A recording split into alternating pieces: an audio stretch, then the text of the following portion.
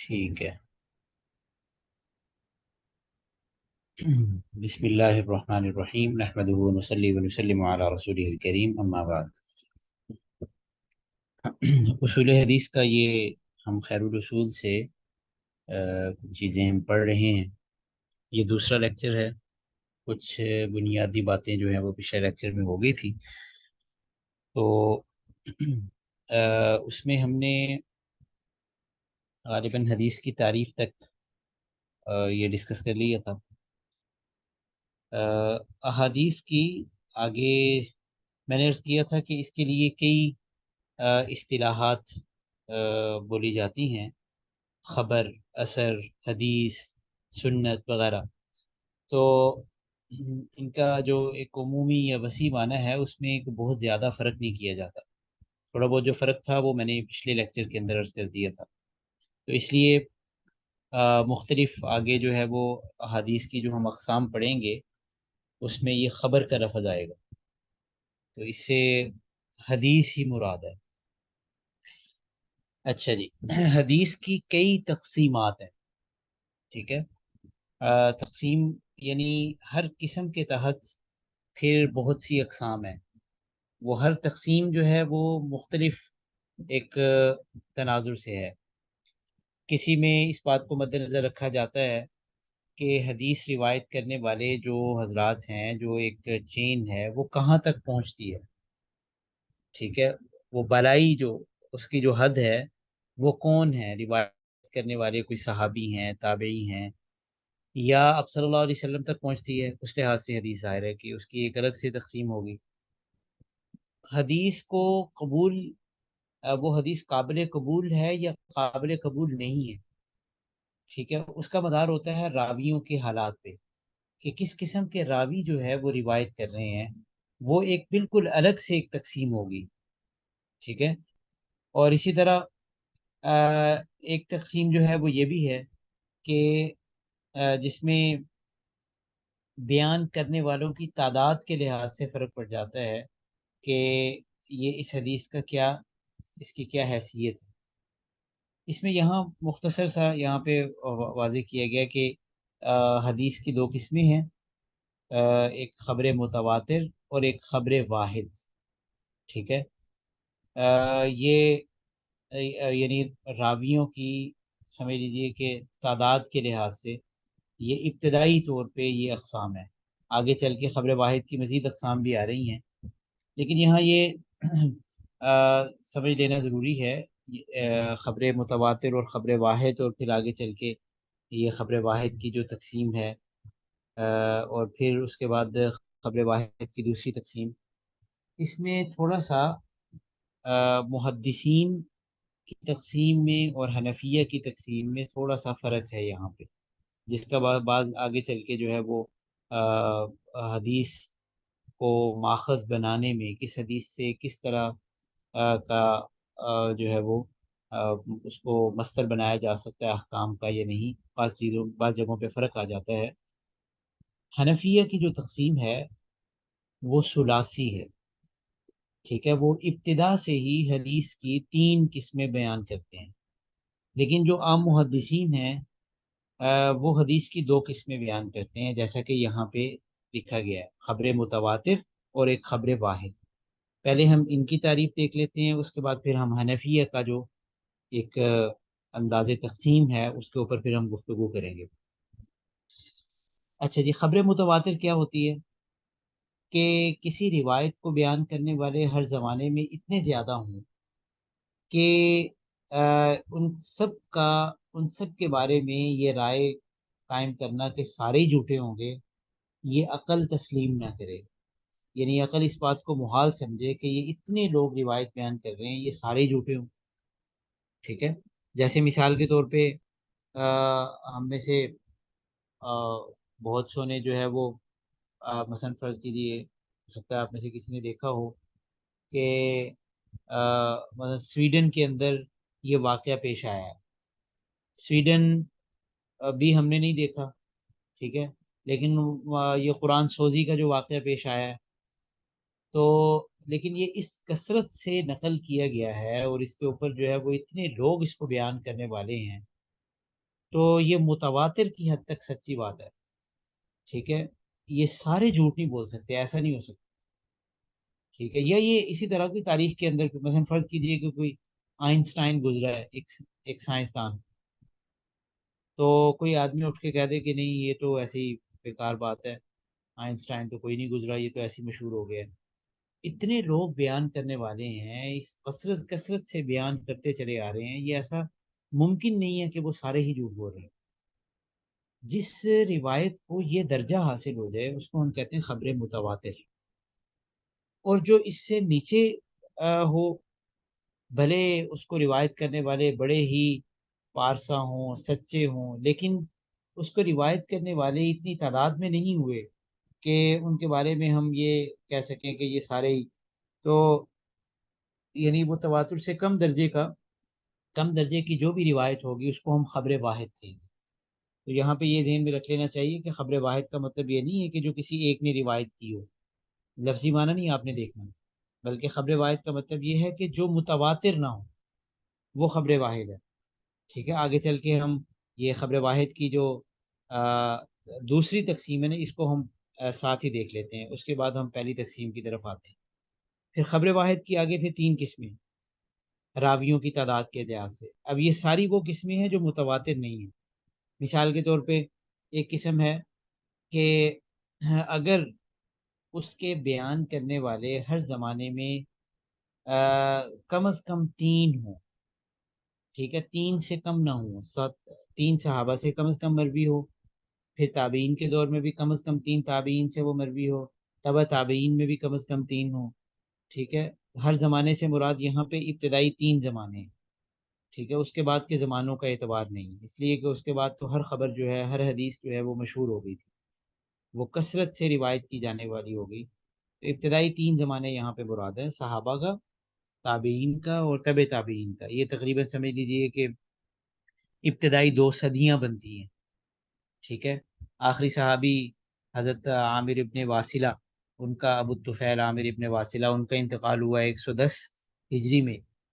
تو اس کے بعد سے کوئی اور صحابی موجود نہیں تھے 110 ہجری کے بعد. اور بیان کیا جاتا ہے کہ حضرت خلف ابن خلیفہ جو ہیں یہ آخری تابعی تھے جن کا سب سے آخر میں انتقال ہوا، اور ان کا انتقال ہوا 180 ہجری کے اندر. اور پھر بعض حضرات نے، غالباً حافظ ابن حجر اور دیگر نے یہ نقل کیا ہے کہ 220 کے بعد سے کوئی تابعی کوئی ایسا شخص نہیں ملا جس نے کسی تابعی کی بھی زیارت کی ہو، یعنی تابعین میں سے، اتباع تابعین میں سے. تو یہ سمجھ لیجئے یہ ابتدائی دو صدیاں ان میں شامل ہیں. تو ان تینوں زمانوں میں جو روایت کرنے والے ہیں وہ تین سے کم نہ ہوئے ہوں، تو اس روایت کو ہم کہیں گے یہ خبر مشہور ہے یا حدیث مشہور ہے. اور اگر تین سے کم ہوں لیکن دو سے کم نہ ہوئے ہوں تو اس کو ہم کہیں گے یہ خبر عزیز ہے.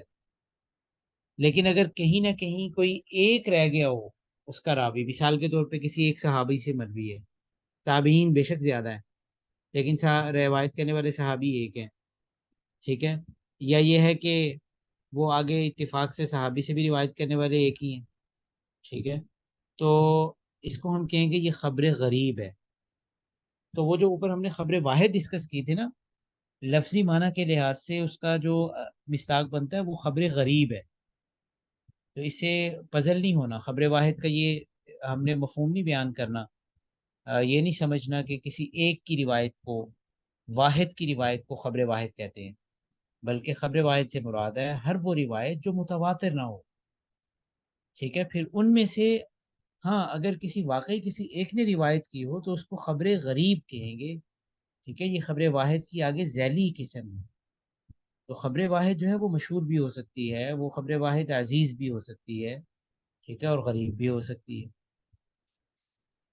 البتہ حنفیہ جو ہیں وہ، ان کے پیش نظر چونکہ سند نہیں ہوتی.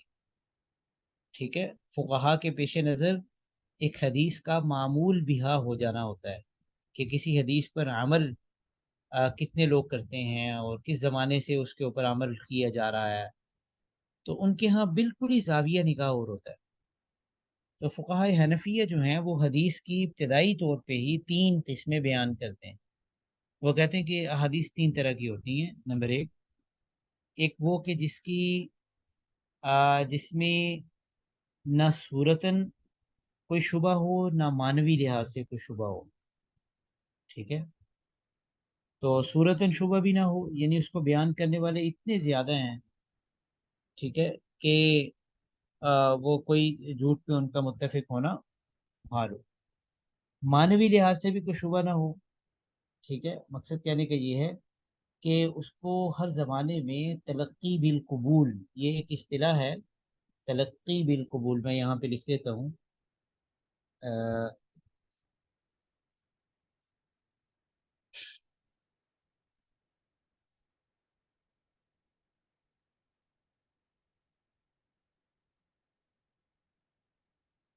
تلقی بالقبول کا مطلب یہ ہوتا ہے کہ اس حدیث کو لینے والے، عمل کرنے والے، ٹھیک ہے، اس حدیث سے آ، آ، مسائل اخذ کیے جانے لگیں.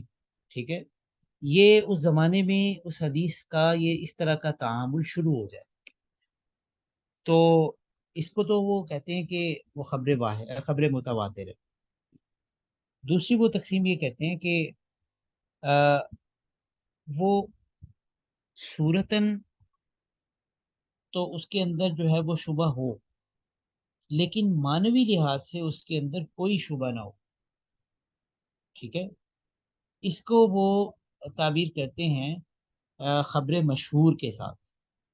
ٹھیک ہے. یہ خبر مشہور ہے، گویا خبر مشہور یہ خبر واحد کی قسم نہیں ہے بلکہ اس کی قسیم ہے. ٹھیک ہے. یہ میں نے لکھ دیا چیٹ کے اندر. قسیم کہتے ہیں کہ یعنی اس کے متوازی طور پہ ایک ہی تقسیم کے تحت آنے والی جو مختلف اقسام ہوتی ہیں نا، ان کو ایک دوسرے کا قسیم کہا جاتا ہے. ٹھیک ہے. جیسے مرد اور عورت، یہ انسان کی آگے جنس کے لحاظ سے اقسام ہے، تو مرد جو ہے وہ عورت کی ایک قسیم ہے. ٹھیک ہے. پیشے کے لحاظ سے ڈاکٹر اور انجینئر ایک دوسرے کی قسیم ہے. ہاں پھر آگے انجینئرز کی آگے جو اقسام ہوگی وہ ان کی اقسام، یعنی آگے مزید تقسیم جو ہے ذیلی، اس کو ہم اقسام یا انواع کہیں گے. تو یہ جو ہے یعنی آ، اس کو بیان کرنے والے بھلے صحابہ کرام کے دور میں اتنے زیادہ نہ ہوں کہ ان کے یعنی عقل ان کے جھوٹ پہ اتفاق کر لینے کو محال سمجھے، یہ کیفیت بھلے حاصل نہ ہو، لیکن حنفیہ کہتے ہیں، فقہائے حنفیہ، کہ ابتدائی 3 زمانوں میں سے کسی زمانے میں اس حدیث کو وہ تلقی بالقبول حاصل ہو جائے تو معنوی لحاظ سے اس کا شبہ دور ہو گیا، اگرچہ صورتاً اس کا شبہ جو ہے وہ برقرار ہے، کیونکہ اس کے بیان کرنے والے بہت تھوڑے لوگ ہیں، مثلا 2 ہیں، بھلے کسی ایک صحابی نے بیان کیا ہو، لیکن تابعین بہت زیادہ ہیں اس کو بیان کرنے والے آگے، یا تابعی جو ہے وہ بھی 2-3 ہی، لیکن آگے جو ہے تابعین سے اتباع تابعین بیان کرنے والے بہت زیادہ ہیں. تو اس کا مطلب یہ ہے کہ یہ حدیث بھی کم از کم خبر واحد سے اوپر درجے کی ہے. یہ خبر واحد کی کیٹیگری کی کے اندر نہیں آتی، بلکہ یہ خبر واحد سے اوپر درجے کی ہے. یہ متواتر سے نیچے ہے اور خبر واحد سے اوپر ہے. ٹھیک ہے.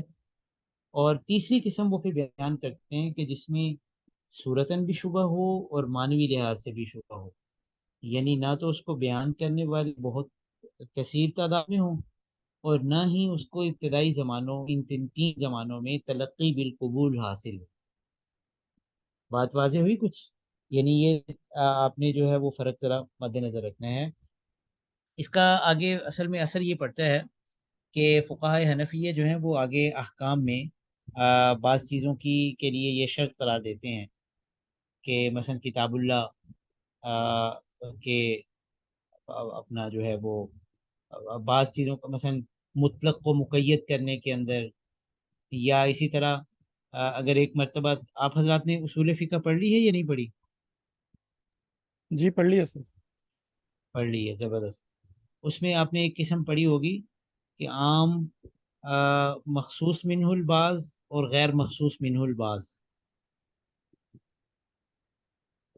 جی ان ٹرمز کے ساتھ تو نہیں پڑھی، لیکن وہ یہ بحث پڑھی ہے مطلق کو مقید کرنا اور مقید کو مطلق ہاں کرنا، اس کی مختلف یہ جو قسمیں. جی جی ٹھیک ہے، یہ ایک عام ہوتا ہے نا، کتاب اللہ کا عام، جی جی جی عام اور خاص، اس کے اندر اس کے ضمن میں یہ بات آتی ہے کہ عام کو خبر واحد کے ذریعے سے ہم اس کی تخصیص نہیں کر سکتے، یہ ہاں جی اصول ہے. جی، اس میں خبر ٹھیک ہے، مشہور چاہیے، جی بالکل. نہیں خبر مشہور کے ذریعے سے بھی نہیں کر سکتے. جی جی وہ اس کے اندر یہ ہے کہ کم از کم خبر متواتر چاہیے، یا خود کتاب اللہ ہی اس کی وہ کر دے، تخصیص کر دے اس کے اندر. لیکن اگر ایک مرتبہ خود کتاب اللہ تخصیص کر دے، ایک حکم کو فرض کیجئے ایک جگہ پہ عمومی انداز میں ذکر کیا ہے، دوسری جگہ اس کو خاص کر لیا گیا کتاب اللہ کے اندر ہی، تو اب اس کو کہتے ہیں ہم عام خص منہ البعض، یا عام مخصوص منہ البعض، کہ کچھ افراد کو اس میں سے خاص کر دیا گیا. اب ان میں سے جو باقی جو افراد ہوں گے، ان کی خبر مشہور کے ذریعے سے بھی مزید تخصیص جو ہے وہ کی جا سکتی ہے. جی بات واضح رہی نا؟ جی یعنی جی اس طرح احکام، میں یعنی اس طرف اشارہ کرنا چاہ رہا ہوں کہ احکام کے لحاظ سے جو تھوڑا بہت جو فرق پڑ جاتا ہے نا، اس کی بنیادی وجہ یہ ہے کہ اصول کے اندر فرق ہے. تو فقہائے حنفیہ کے ہاں حدیث کی 3 قسمیں وہ ابتدا سے ہی بناتے ہیں، اور محدثین جو ہیں وہ 2 قسمیں بناتے ہیں، خبر متواتر اور خبر واحد.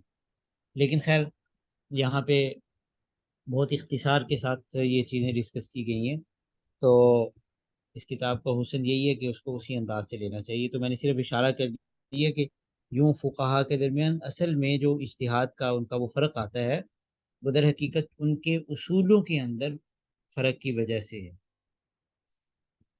اچھا، یہ جو خبر متواتر ہوتی ہے نا، خبر متواتر کی 2 3 آگے قسمیں ہیں. ایک ہوتی ہے متواتر لفظی، یعنی کوئی حدیث جس کو کئی صحابہ روایت کر رہے ہیں کثیر تعداد میں، اور لفظ میں بھی کوئی فرق نہیں ہے، ایک طرح کے الفاظ کے ساتھ وہ روایت کر رہے ہیں، اس کو ہم کہیں گے کہ تواتر لفظی ہے. جیسے فرض کیجئے یہ تشہد ہے، ٹھیک ہے، یہ کثیر صحابہ سے جو ہے وہ مروی ہے. اسی طرح بہت سی ایسی روایت، یہ جو ہے آ، آ، من کذب علی متعمدا فلیتبوأ مقعدہ من النار، ٹھیک ہے، یہ حدیث جو ہے وہ متواتر لفظی ہے، کہ بہت سے صحابہ سے یہ حدیث یوں ہی مروی ہے. اور ایک ہوتا ہے تواتر معنوی، لفظوں میں تو اختلاف ہے، لیکن معنوی لحاظ سے وہ اپنا جو معنوی کہہ لیجیے یا عملی کہہ لیجیے اس کو، کہ تواتر عملی، کہ لفظوں کے اندر وہ روایات میں تو اس طرح سے لفظوں میں تواتر ثابت نہیں ہے، لیکن عمل میں وہ چیز متواتر نقل ہوتی ہوئی آ رہی. ٹھیک ہے، ہو سکتا ہے کہ مسواک کے بارے میں کوئی حدیث بھی انفرادی طور پہ اگر ہم احادیث کو دیکھیں تو کوئی بھی متواتر نہ ہو، لیکن یہ عمل امت میں متواتر تواتر کے ساتھ نقل ہوتا ہوا آیا ہے. ہو سکتا ہے کہ آ، یعنی نماز کے یہ جتنے بھی مسائل ہیں، ٹھیک ہے، کسی نے رفع یدین کرتے دیکھا، کسی نے رفع یدین نہیں کرتے دیکھا. مثلا فرض کیجئے رفع یدین کے ثبوت کی جو احادیث ہیں، ہو سکتا ہے، بلکہ ہو سکتا ہے کہ یقینی ہے کہ یہ تواتر کی حد تک ان میں سے کوئی حدیث بھی نہیں پہنچی، یعنی لفظی طور پہ، کہ ایک حدیث کو ہم یہ کہیں کہ اتنے صحابہ انہی الفاظ سے روایت کر رہے ہیں. لیکن آج کوئی اگر یہ کہے کہ نہیں یہ رفع یدین تو بس ایسے ہی امت میں آ گیا ہے کوئی حدیث، تو ہم اسے کہیں گے نہیں، ایسی بات نہیں ہے. رفع یدین ان سنتوں میں سے ہے جن پر عملی طور پہ نسل در نسل نقل کرتی آ رہی ہے اپنے عمل کے ذریعے سے آگے آگے. اسی طرح کوئی رفع یدین نہیں کر رہا تو ممکن ہے کہ وہ رفع یدین نہ کرنے کی جو حدیث ہیں، ٹھیک ہے، وہ یقینی طور پہ وہ تواتر کی حد تک نہیں پہنچے، لیکن ہم یہ کہیں گے کہ نماز کا یہ جو طریقہ ہے، یہ بھی ایک نسل نے دوسری نسل کو سکھایا ہے. اور یہ قرآن پاک ہے، قرآن پاک کی ایک ایک آیت کے بارے میں کہ وہ کیا واقعی نازل ہوئی آپ صلی اللہ علیہ وسلم پر، ہمیں حدیثیں نہیں ملیں گی. یہ خال خال مل جائے گا فلاں صورت نازل ہو گئی، ٹھیک ہے، لیکن کیا ہر ہر آیت یہ واقعتاً آپ صلی اللہ علیہ وسلم پر نازل ہوئی؟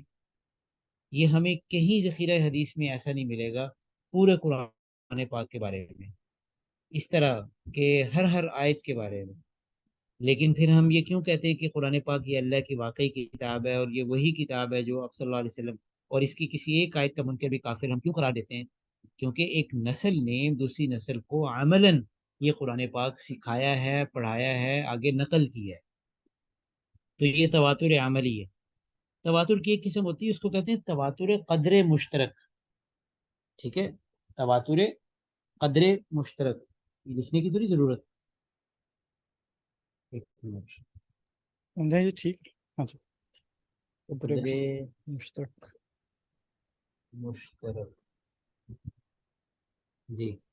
قدر مشترک کا مطلب یہ ہوتا ہے کہ وہ چیز اس طرح سے عمل کے اندر بھلے نہ ہوئی ہو، اور نہ ہی اس کے وہ جو روایات ہیں وہ لفظی طور پہ متواتر ہوں، لیکن وہ روایات خبر واحد ہیں.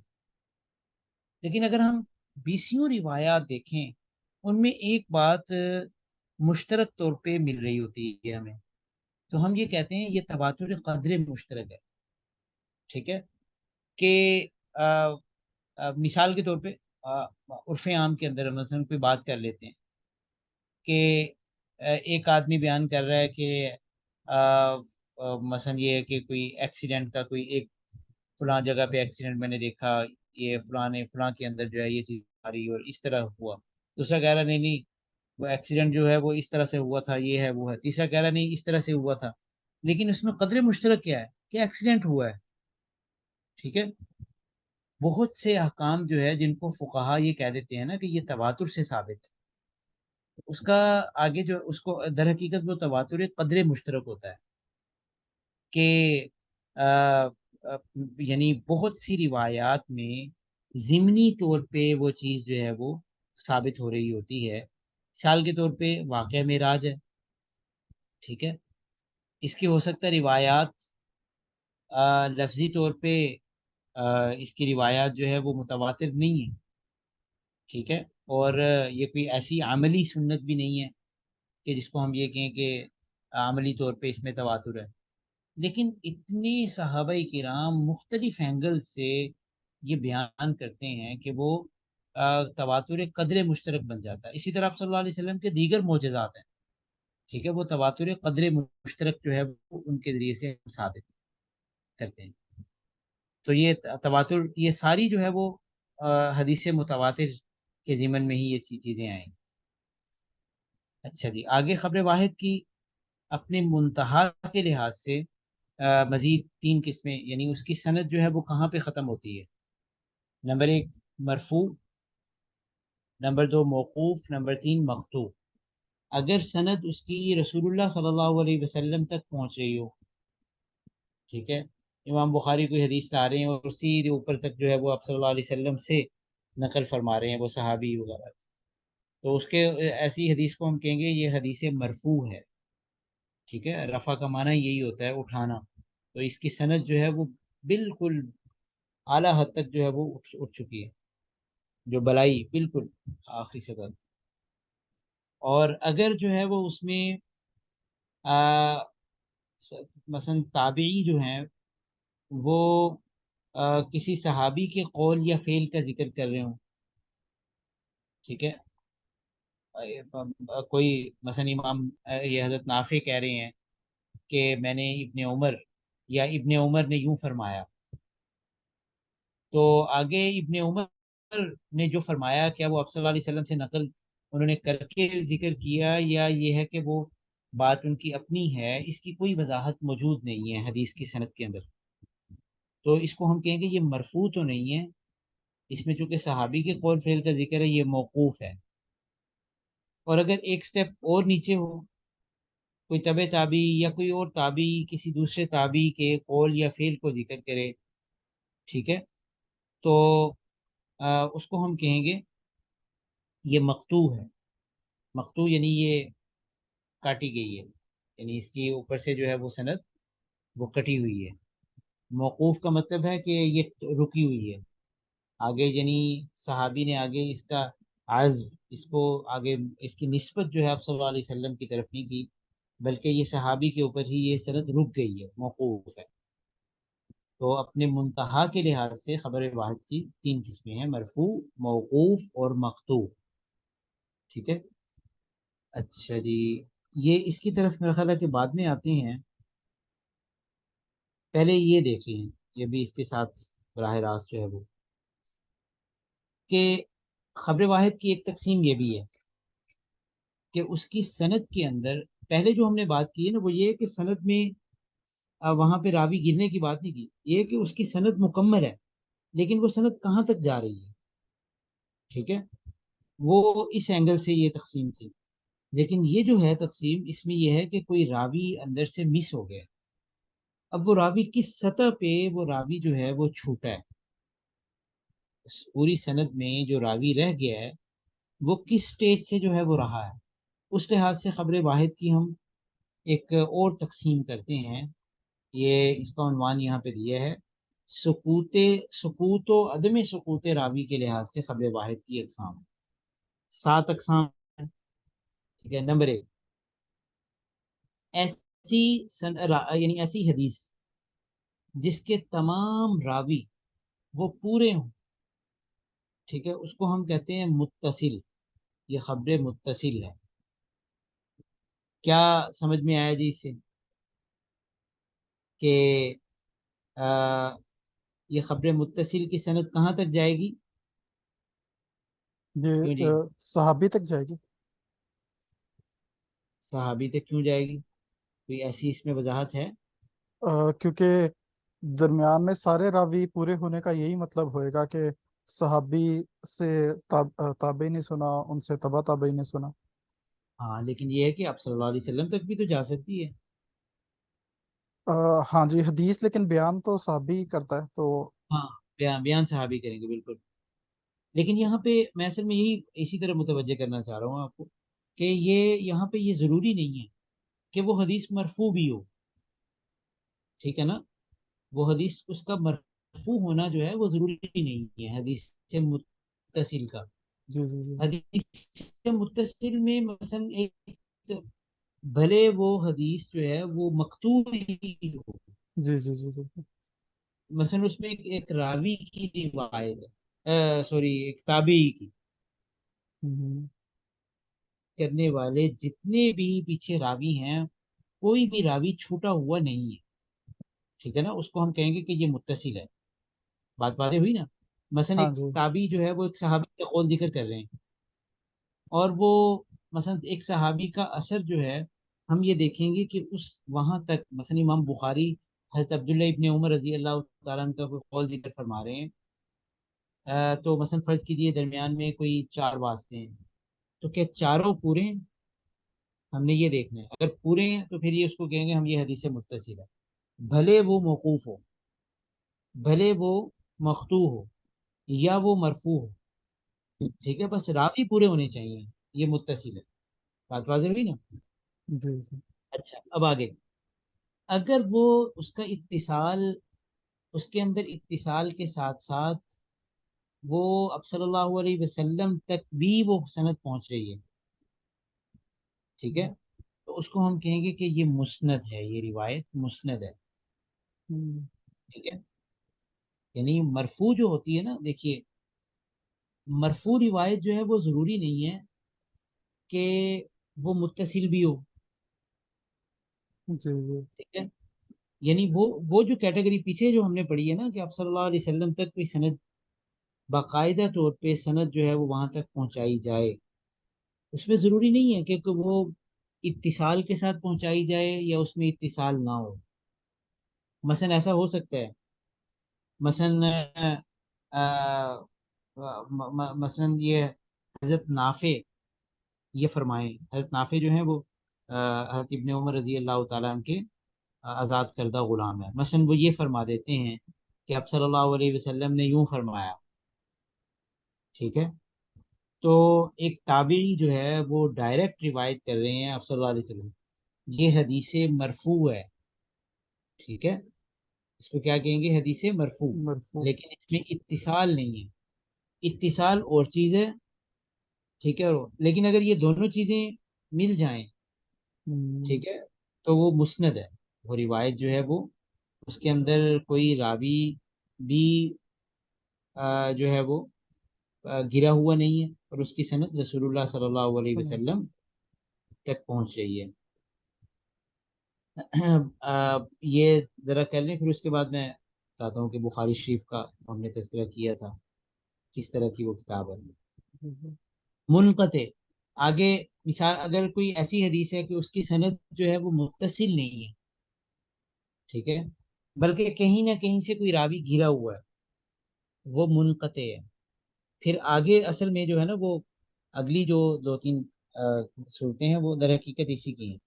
ایسی روایت کو ہم کہیں گے کہ یہ منقطع ہے. اس کو آپ نے اس مقطوع کے ساتھ نہیں ملانا. وہ مقطوع کیا تھا؟ کہ اس کی سند ہی کسی تابعی تک پہنچ رہی ہے، لیکن تابعی تک اس سند کے اندر اگر وہ راوی کوئی بھی مس نہیں ہے تو وہ مقطوع بھی متصل ہو سکتی ہے، ٹھیک ہے نا. لیکن جی. یہاں پہ جو بات ہو رہی ہے یہ ہے کہ وہ روایت بھلے وہ کسی صحابی کی ہو، بھلے وہ کسی تابعی کا قول ہو یا آپ صلی اللہ علیہ وسلم کا، لیکن اس کی سند میں کہیں نہ کہیں سے کوئی راوی گر گیا ہو، اس کو ہم کہیں گے یہ حدیث منقطع ہے. ٹھیک ہے.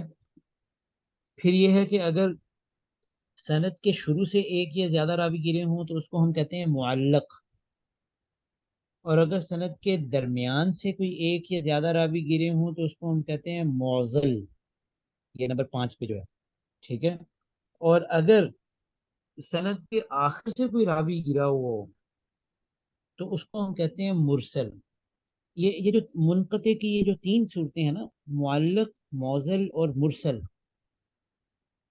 ان تین میں سے سب سے زیادہ جو ہے وہ مرسل پائی جاتی ہے. یعنی اس کا تذکرہ آپ بکثرت پڑھیں گے اصول حدیث کے اندر. اس کی وجہ یہ ہے کہ بسا اوقات ایسا ہو جاتا تھا کہ مثلا سند مختصر کرنے کے لیے یا براہ راست جو ہے وہ استدلال کے لیے بکثرت ایسا ہوتا تھا. مثلا ایک تابعی وہ مثلا انہیں یہ بتانا ہوتا تھا کہ یہ آپ صلی اللہ علیہ وسلم کی کوئی واقعی حدیث ہے، تو مسئلے کا ذکر کرتے ہوئے وہ فرما دیتے. مثلا حضرت سفیان ثوری رضی اللہ رحمہ اللہ تعالیٰ کہہ دیتے کہ آپ صلی اللہ علیہ وسلم نے یوں فرمایا ہے، مختلف مواقع درس کے دوران کہ آپ صلی اللہ علیہ وسلم نے یوں فرمایا ہے. اب ظاہر ہے حضرت سفیان ثوری کے جو شاگرد ہیں وہ تو آگے اس کو یوں ہی بیان کریں گے کہ عن سفیان ثوری عن رسول اللہ صلی اللہ علیہ وسلم. تو درمیان میں یہ جو صحابی کا واسطہ، یہ آخر سے اس کی سند کے آخر سے یہ جو چھوٹا ہوا نا، ٹھیک ہے، یہ اس کو ہم کہتے ہیں اصطلاح کے اندر ارسال. اور ایسی روایت کو کہا جاتا ہے روایت مرسل. ٹھیک ہے. یہ اس کی تعداد کافی زیادہ ہے. تو میں نے عرض کیا کہ اس کی وجہ یہی ہوتی تھی کہ تابعین اس سند کو جو ہے وہ مختصر کرنے کے لیے بسا اوقات اس کا ارسال فرما دیا کرتے تھے، یعنی اس کو آپ صلی اللہ علیہ وسلم کی طرف نسبت بھی کرنا. اور دیکھیے مقطوع کے اندر اور مرسل کے اندر فرق یہ ہے. مقطوع کے اندر مقطوع کے اندر تابعی جو ہے وہ خود اپنی وہ بات تابعی کی نقل ہو رہی ہوتی. ٹھیک ہے. مثال کے طور پہ فرض کیجئے کہ امام ابو یوسف رحمہ اللہ تعالی یہ فرمائیں کہ میں نے امام ابو حنیفہ رحمہ اللہ تعالی سے یہ بات سنی. ٹھیک ہے. اب یہ ایک سند کے ساتھ امام ابو یوسف سے آگے نقل کر دی جائے. امام ابو حنیفہ تابعی ہیں، تو اس روایت کو ہم کہیں گے یہ مقطوع ہے. بات واضح ہوئی نا؟ یہ مقطوع ہے، اس پہ تابعی تک وہ بات پہنچائی گئی ہے. لیکن اگر فرض کیجیے امام ابو حنیفہ رحمہ اللہ تعالیٰ یہ فرما دیں، یعنی حضرت امام ابو یوسف فرمائے کہ میں نے امام ابو حنیفہ سے یہ سنا ہے کہ وہ فرماتے ہیں کہ آپ صلی اللہ علیہ وسلم نے یوں فرمایا. ٹھیک ہے. تو ہم یہ کہیں گے کہ یہ امام ابو حنیفہ رحمہ اللہ تعالیٰ کی مرسل ہے. ٹھیک ہے نا.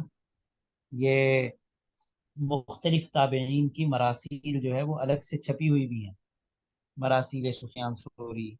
ٹھیک ہے. اسی طرح مختلف تابعین کا جو ہے وہ ہمیں مل جاتی ہیں، امام شعبی کی مل جاتی ہیں وغیرہ وغیرہ تو مراسیل کے عنوان سے۔ اچھا، یہ جو ساتویں قسم ہے یہ بھی خاصی مشہور ہے۔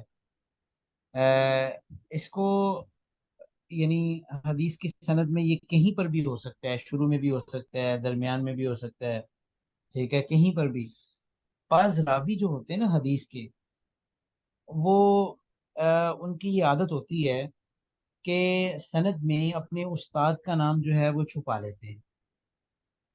اب یہ کبھی اچھے مقصد کے لیے ہوا کرتا تھا اور کبھی برے مقصد کے لیے بھی ہوتا تھا۔ بسا اوقات ایسے ہوتا تھا کہ ایک راوی جو ہے وہ سمجھتا کہ میرا جو استاد ہے، ٹھیک ہے، وہ واقعتاً وہ ضعیف ہے، یا اس کے اندر فلاں فلاں کمزوری پائی جاتی ہے، یا اس کی اخیر عمر کے اندر اختلاط ہو گیا تھا، اس کا حافظہ کمزور ہو گیا تھا، ٹھیک ہے، یا اس کی روایات کسی بھی وجہ سے قابل قبول اس طرح سے نہیں ہے، لیکن اس نے وہ روایت ان استاد کے واسطے سے وہ سنی ہے جو بھی حق صلی اللہ علیہ وسلم کی حدیث اس تک پہنچی ہے۔ اب ہوتا کیا ہے کہ یہ اپنے اس استاد صاحب کے اوپر پردہ ڈالنے کے لیے ان کا نام ہی حذف کر دیتے ہیں، اپنے دادا استاد کا نام لے لیتے ہیں۔ تو اس سند کے اندر بھی راوی گرا ہے، لیکن یہ اصل میں یہ کام چونکہ شعوری طور پہ کیا کرتے ہیں راوی، اس لیے اس کو خاص ایک الگ سے ہی عنوان دے دیا، تدلیس۔ اور ایسی روایت کو کہا جاتا تھا مدلس۔ یہ خبر مدلس ہے، وہ یہ کیا ہوا جی؟ آواز آئی تھی کوئی؟ اچھا، تو یہ خبر مدلس، یہ حدیث مدلس، ٹھیک ہے، اس کی اور کبھی یہ اچھے مقصد کے لیے بھی ہوتی تھی۔ مثال کے طور پہ یہ پتہ چلا کہ جی راوی تو واقعتاً جو ہے وہ اس کی روایات قابل قبول ہیں، سارا کچھ ہے، لیکن فلاں علاقے والے جو ہیں وہ فلاں علاقے والوں سے ان کو کوئی چیڑ ہے، مثلا ان کے کوئی اچھی وہاں پہ شہرت نہیں ہے، لیکن ایک اچھی بات جو ہے وہ ایک نیک مقصد کے لیے کر دی جائے اور اس راوی کو کسی حکمت کے تحت اس کا تذکرہ نہ کیا جائے، راوی واقعتاً قابل قبول ہو، ٹھیک ہے، یا اور بھی اس کی بہت سی وجوہات ہو سکتی تھی۔ تو بہرحال یہ ایک عیب ہے، اس کو محدثین نے حدیث کے اندر جو پائے جانے والے عیوب ہیں ان میں اس کا شمار کیا ہے۔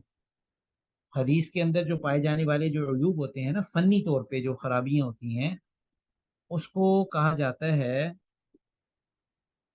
یہ میں نے چیٹ پہ لکھا ہے، علت، ٹھیک ہے، علت، اور اس کی جمع علل، اور ایسی روایت کو کہا جاتا ہے معلل۔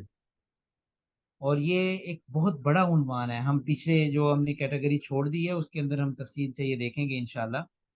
معلل، حدیث معلل، تو اس کے اندر جو تعلیل یعنی جو اس کے اندر جو علت ہوتی ہے نا، خفیہ کوئی تکنیکی طور پہ اس کے اندر کوئی خامی اس روایت کے اندر فنی طور پہ، وہ اسی طرح کی ہوتی ہے، مثلا راوی کی تدلیس ہے، یا اس کے اندر کوئی تصحیف ہے، آگے چل کے وہ یعنی جو پچھلی کیٹیگری کے اندر اور بھی مختلف اقسام آئیں گی۔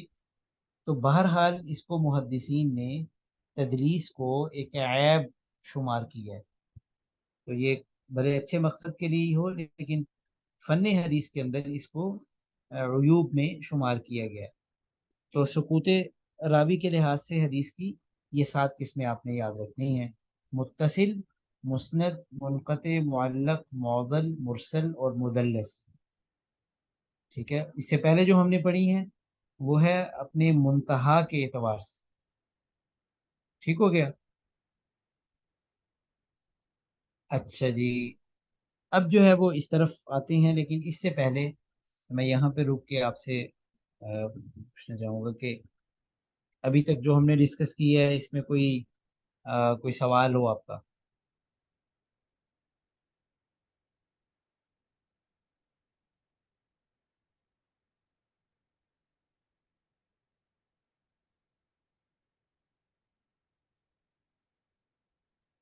جی جناب۔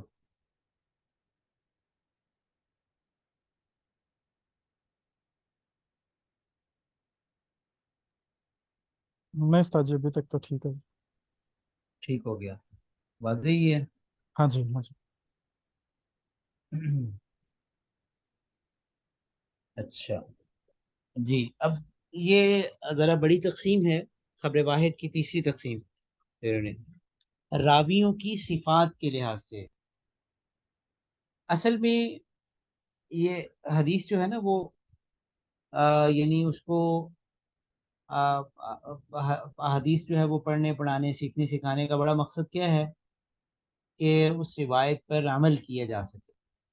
ठीक है, कौन सी रिवायत किस हद तक काबिल अमल है और उसको किस हद तक लेना है, किस हद तक जो है वो उसको कबूल कर सकते हैं, और उसको यानी अगर यानी वो अगर काबिल कबूल नहीं है तो किस वजह से नहीं है, और किस हद तक जो है वो उसको उसका रद्द करना है वगैरह।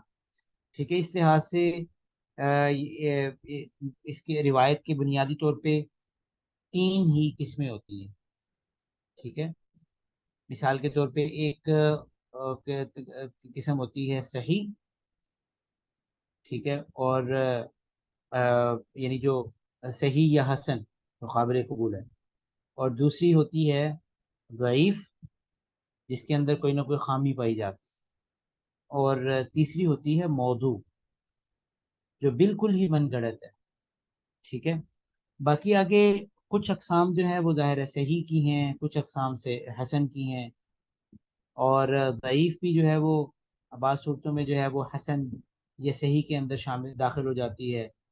ठीक है, और इसी तरह ज़ईफ की ही और मुख्तलिफ बाज़ अकसाम हैं, मसलन हदीस मुनकर, शाज, ठीक है, मुअल्लल वगैरह, ये सारी हदीस ज़ईफ की अकसाम है।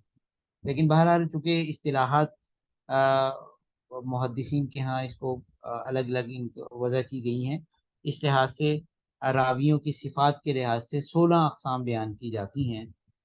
ये यहाँ पे चार्ट के अंदर लिखी हुई हैं। सही ली जाती ही इसी तरतीब से हसन ली जाती ही, फिर ज़ईफ का नंबर आता है, फिर सही ली गई ली ही, हसन ली गई ली ही। यानी जिस तरह से ये शराइत जिक्र की जाती है ना, उस लिहाज से उसी तरह से ये अकसाम बनाई गई। सही ली जाती ही कौन सी हदीस होती है जिसके अंदर आ, दो तीन चीज़ें पाई जाएं। कुछ चीज़ों का ताल्लुक है मतन के साथ, और कुछ चीज़ों का ताल्लुक है सनद के साथ। जिन चीज़ों का सनद के साथ ताल्लुक है वो तो ये है कि उसके जितने भी रावी हैं, ठीक है, वो आदिल हूँ, नंबर एक, कामिल जब्त हूँ। ठीक है, आदिल का मतलब ये है कि मजमुई तौर पे एक अच्छी शोहरत रखते हों, नेक नामी रखते हों, उनके किरदार पे कोई किसी किस्म का कोई ऐसी कोई कदगन वगैरह जो है वो ना लगाई गई हो। ठीक है, किसी का कोई उनके ऊपर कोई खामखा उंगलियां ना उठती हों उनके किरदार पे, वो एक अच्छी शोहरत रखते हों। खामियों से कोई बंदा भी मुबर्रा नहीं होता, लेकिन मजमुई तौर पे बात की जाती है। और आम तौर पे यानी इसका ताल्लुक ये नहीं है कि वो कबीरा गुनाह में, बस औक़ात सगीरा गुनाह भी जो इंसान यानी एक मुरव्वत के खिलाफ होते हैं, ठीक है, वो भी उसकी अदालत को गिरा देते हैं। ठीक है, मिसाल के तौर पे बाजार के अंदर बेवकूफ़ तरीके से वो चलता फिरता है। ठीक है, नज़रें उसकी उठी रहती हैं। ठीक है, या छतों पे चढ़ता है वगैरह वगैरह। इस तरह की जो बातें हैं बसा औकात यानी बहुत ज़्यादा ऐसे उसमें हराम के जुमरे में नहीं आती, लेकिन मजमुई तौर पे उसके करेक्टर को दागदार कर देती है। तो ये सारी चीज़ें अदालत के मुनाफी हैं। तो जिसके सारे रावी जो सनद के अंदर जो आ रहे हैं, नंबर एक सबसे पहली बात तो ये है कि आदिल हो। ठीक है, नंबर दो, कामिल जब्त हो, यानी उनका हाफजे के अंदर, उनके हाफजे के अंदर कोई खलल ना हो। ठीक है, हाफजा उनका मुकम्मल मजबूत हो, और आखिर उम्र तक जो है वो उनका हाफजा, या कम अज कम उनकी रिवायत बयान करने तक उनका हाफजा जो है वो दुरुस्त हो। यही वजह है कि बाद जिनका हाफजा आखिर उम्र के अंदर जो है वो कमज़ोर हो जाता है, तो उनकी एक हदबंदी की जाती है बड़ी एहतियात के साथ कि फलां जो है वो उम्र के बाद जो है वो इनकी रिवायात मोतबर नहीं है। ठीक है, या फलां ज़माने के बाद इनकी रिवायात अब मोतबर नहीं है, उसमें इख्तिलाफ आ गया। اختلاط آ گیا تھا، اس سے پہلے کی روایات معتبر ہیں، تو راوی جو ہے وہ کامل الضبط ہے۔ اور اسی طرح اس کی سند کے ساتھ یہ بھی ہے کہ اتصال ہو، کہیں سے کوئی بھی راوی گرا ہوا نہ ہو۔ اور کچھ چیزیں جو ہیں وہ آ، یعنی اچھا، اسی طرح کچھ چیزوں کا تعلق اس کے متن کے ساتھ ہے، کہ کسی بھی قسم کی علت سے وہ خالی ہو۔ علت جو ہے ویسے وہ سند میں بھی ہوتی ہے، لیکن زیادہ تر علت کی جو صورتیں ہیں وہ اس کا تعلق متن کے ساتھ ہے، روایت کے اندر کوئی تصحیف ہے، ٹھیک ہے، یا یہ ہے کہ وہ کوئی اس کا مضمون جو ہے وہ کسی اور اس سے بھی اچھی جو قابل اعتبار روایت ہے اس سے ٹکرا رہا ہے، وغیرہ وغیرہ، علت کی زیادہ تر جو صورتیں ہیں وہ متن کے ساتھ ان کا تعلق۔ اور اسی طرح وہ شاذ بھی نہ ہو، شاذ کی تعریف آگے آ رہی ہے، ٹھیک ہے، یہ بھی ایک تعارض کی ایک صورت ہوتی ہے۔ تو جس کے اندر یہ ساری خوبیاں پائی جائیں، اس حدیث کو ہم کہیں گے یہ حدیث صحیح لی ذاتی ہی ہے، ٹھیک ہے، ذاتی طور پہ یہ حدیث صحیح ہے، ٹھیک ہے نا۔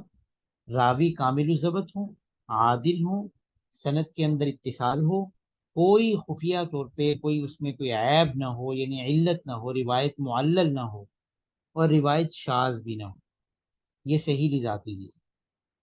اچھا، اگر ان سارے، یعنی اگر کسی حدیث کے اندر یہ ساری باتیں پائی جا رہی ہیں، لیکن اس کے راویوں میں سے کسی کے اندر حافظے کی کمزوری ہے، ٹھیک ہے، ان کا حافظہ جو ہے وہ کمزور ہے، ضبط اچھا نہیں ہے، ٹھیک ہے، تو اس حدیث کو ہم کہیں گے، ایک ایک سٹیپ نیچے لے آئیں گے کہ یہ حسن لی ذاتی ہی، اس طرح سے صحت کے معیار پہ بہت اعلیٰ تو نہیں ہے، لیکن اس سے نیچے آ گئی ہے، یہ حسن لی ذاتی ہی ہے، ٹھیک ہے، لیکن بہرحال ہے عادل اس کا رب، بھلے اس کا ضبط کمزور ہے لیکن عادل ہے، اس لیے کہ اگر عدالت میں کمزوری آ جائے گی تو پھر وہ ذوف کے اندر، وہ حدیث ضعیف کے اندر آئے گی۔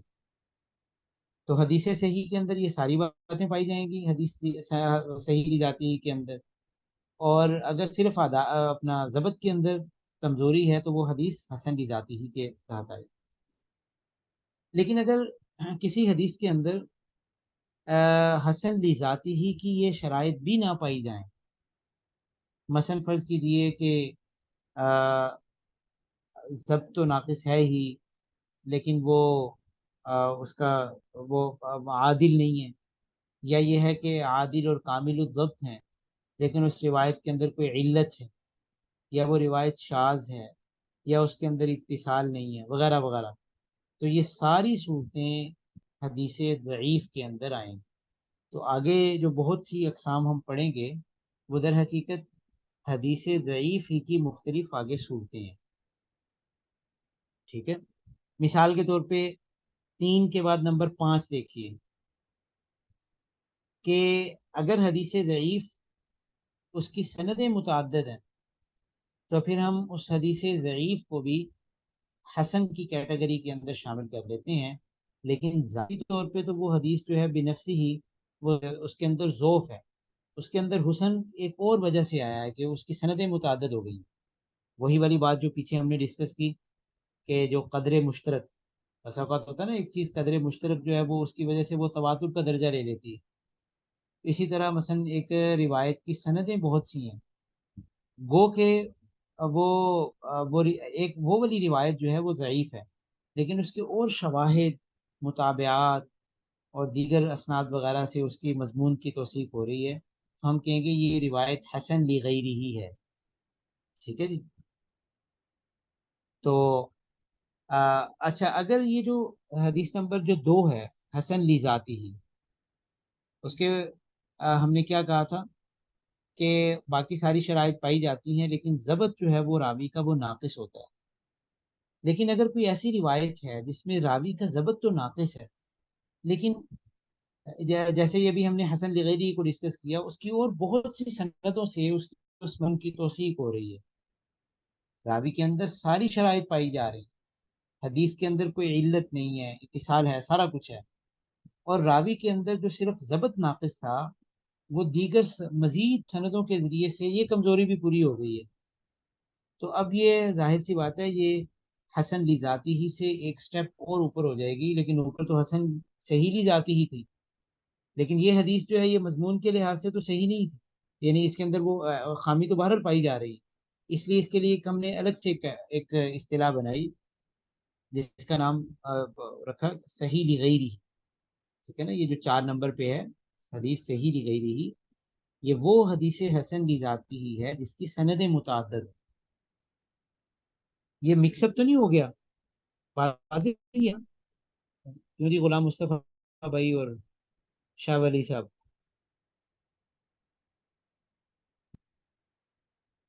ہلو، جی استاد جی، جی میں جی نے کہا بات واضح ہو رہی ہے نا؟ جی جی سر جا جی رہی جی ہے، بالکل کلیئر ہو رہی ہے اس پہ. اچھا، سیکوینس میں چل رہی ہے. بالکل صحیح، یعنی یہ 5 جو ہے نا وہ ان کو آپ نے اچھی طرح سے وہ کرنا تاکہ یہ ہے کہ یہ مکس اپ نہ ہو جائیں، کیونکہ زیادہ محدثین کے ہاں جب وہ حدیث کی تو تخریج کی جاتی ہے نا، اس میں یہ اصطلاحات بہت کثرت سے استعمال ہوتی ہیں، ٹھیک ہے، حدیث حسن لذاتہ، حسن لغیرہ، تو پتہ ہونا چاہیے کہ اصل جو ہے نا وہ سب سے اعلیٰ جو قسم ہے وہ صحیح ذاتی ہی ہے، اس کے بعد ایک سٹیپ پیچھے حسن لی جاتی ہی ہے، لیکن اگر وہ کثرت اسناد کی وجہ سے اس کی وہ کمزوری دور ہو جائے یعنی ضبط کی، تو وہ حسن لی ذاتی ہی صحیح لی غیری ہی بن جائے گی، ٹھیک ہے۔ پھر اس کے بعد آگے آپ نے دیکھنا کہ ضعیف وہ ہے جس میں حسن لی ذاتی ہی والی بھی شرائط نہ ہو، لیکن اگر کوئی حدیث ضعیف کثرت اسناد کی وجہ سے اس کے اندر قوت پیدا ہو جاتی ہے، تو وہ اب ظاہر ہے کہ ضعیف سے اس کا ذوق جو ہے وہ کم ہو گیا ہے، اور وہ ضعیف سے ایک سٹیپ اور اوپر چلے جائے گی، اور وہ حسن لذاتی کی بجائے حسن لغیری ہی بن جائے گی جی۔ استاد جی اس میں ایک تھوڑی سی بات کلیئرٹی ریکوائرڈ ہے کہ جو صحیح لی غیری ہی حسن لی ذاتی ہی بنے گی، اب اس کو جو سپورٹ ملے گی دوسری اسناد سے، وہ سندیں بھی حسن درجے کی ہوں گی یا وہ سندیں جو ہیں وہ صحیح درجے کی ہوں گی؟ مطلب ایک حدیث ہے جس میں سند میں ایک راوی میں ضعف تھا، ہاں، اس وہ سندیں ٹھیک ہوں گی، وہ صحیح کی ہوں گی، اچھا مثلا وہ فرض کیجیے جی وہ صحیح ہوں گی بالکل، یہ لیکن ہم بات ان کی نہیں کر رہے، ان کی وجہ سے اس حدیث کو جو سپورٹ ملے گی نا، یہ اس کا ایک رینک میں ایک درجہ اوپر ہو جائے گی، جی جی جی صحیح ہے. اور اگر وہ جو اس کو دوسری سپورٹ مل رہی ہے وہ سپورٹ بھی حسن درجے کی ہے، وہ صحیح درجے کی نہیں ہے، تو پھر یہ اوپر نہیں جا سکے گی. نہیں، ٹھیک ہے.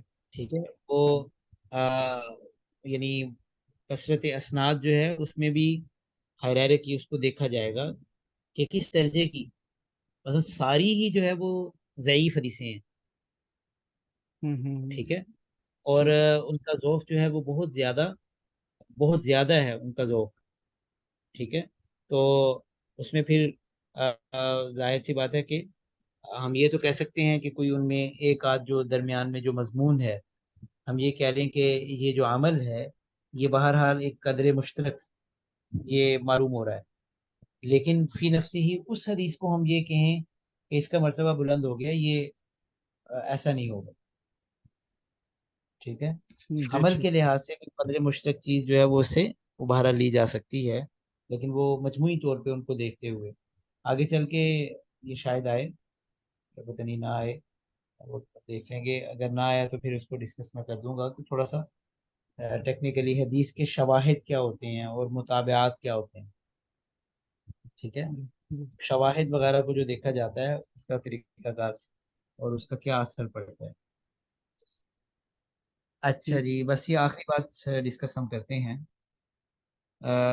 موضوع وہ روایت جس کے راوی پر حدیث نبوی صلی اللہ علیہ وسلم میں جھوٹ بولنے کا تان موجود ہو، یہ بہت اہم بات ہے، اس کو ذرا اچھی طرح سے سمجھ لیجیے، یعنی حدیث موضوع جو ہوتی ہے نا، ضروری نہیں ہے کہ وہ حدیث من گڑت ہو،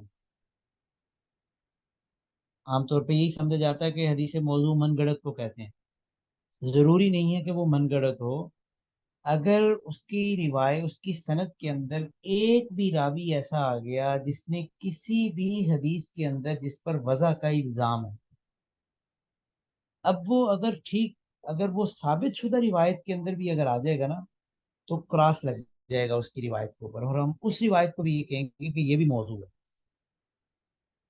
گویا یہ ایک ٹیکنیکل ایک اصطلاح ہے، تکنیکی اصطلاح ہے. ٹھیک ہے، اس کو اچھی طرح سے ذرا آپ نے کلیئر کر لینا ہے.